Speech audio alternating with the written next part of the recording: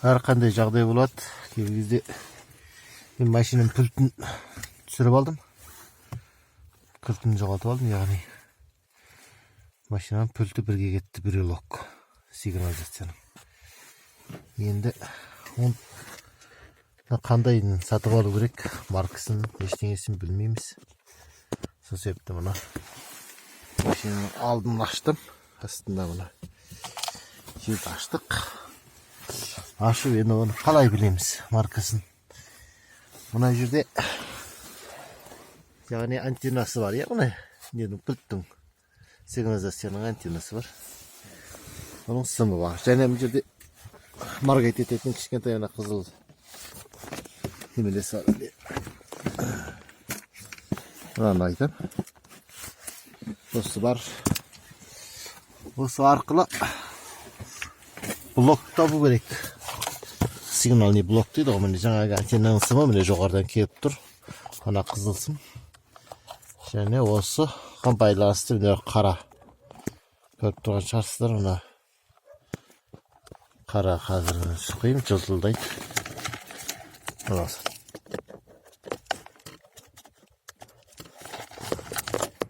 Міне. Осы жылтылдаған. Міне осы міне сигнализацияның заттары дүниелері міне.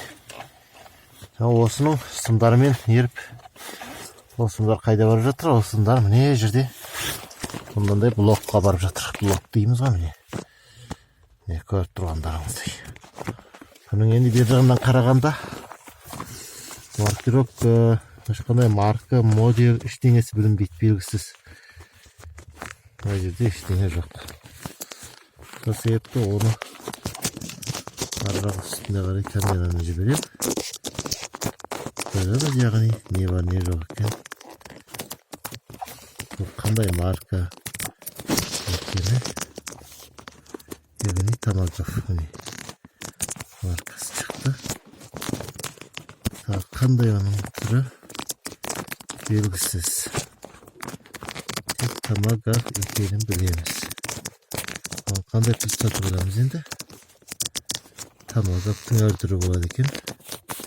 Патенттен қарадым. Томагавтың 3-4 түрі болады екен. Одан да көп түрлері болады екен. Ең көп қолданатыны 90-10, 90-30 деген бір қолданады екен, көп қолданатындары. Яғни бұлдан осы арқылы мен мына сымды тауып шықтым міне.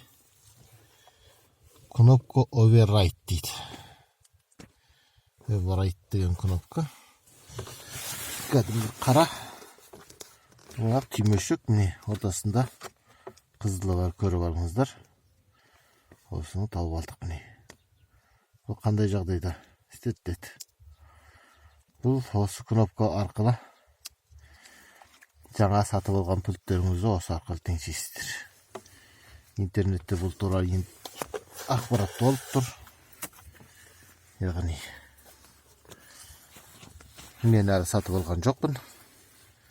Жаңа Томагав екенін білдік. Жаңа мына Override кнопканың үзіліп қалыпты.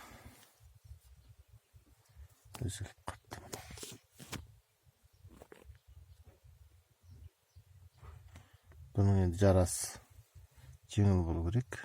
Себебі бұл бір-біріне замыкание жасау негізі міндет. Қазірше осы.